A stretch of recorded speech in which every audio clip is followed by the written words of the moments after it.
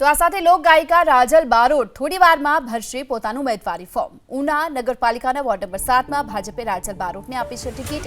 ઉમેદવારી નોંધાવતા પહેલા રાજલ બારોટે પરિવારજનોના આશીર્વાદ લીધા બાદ ઉમેદવારી ફોર્મ ભરવા માટે રવાના થયા છે।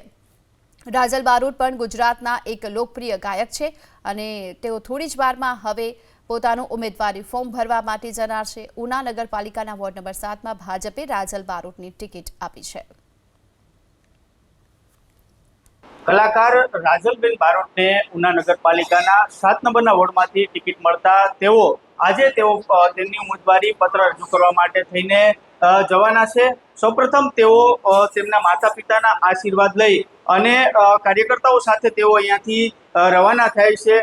જોઈ શકાય છે તેઓ તેમના માતા પિતાના આશીર્વાદ પ્રાપ્ત કરી રહ્યા છે અને ત્યારબાદ કાર્યકર્તાઓ સાથે તેઓ તેમનું ફોર્મ ભરવા માટે થઈને ઉમટી પડશે। કાર્યકરો પણ મોટી સંખ્યામાં વહેલી સવારથી જ તેમના નિવાસસ્થાન ખાતે ઉમટી પડ્યા છે। એટલે જે નગરપાલિકા વોર્ડ નંબર 7માંથી ભારતીય જનતા પાર્ટીમાંથી તેઓને ટિકિટ મળી છે અને સાથે સાથે મહિલાઓમાં પણ એક ઉત્સાહનો માહોલ છે। આજે તેઓ તેમના પરિવાર અને કાર્યકર્તાઓ સાથે નગરપાલિકાના 7 નંબરના વોર્ડમાંથી તેઓ ઉમેદવારી પત્ર ભરવા માટે થઈને રવાના થશે। અર્જુન વાળા, એબીપી અસ્મિતા, ગીર સોમનાથ।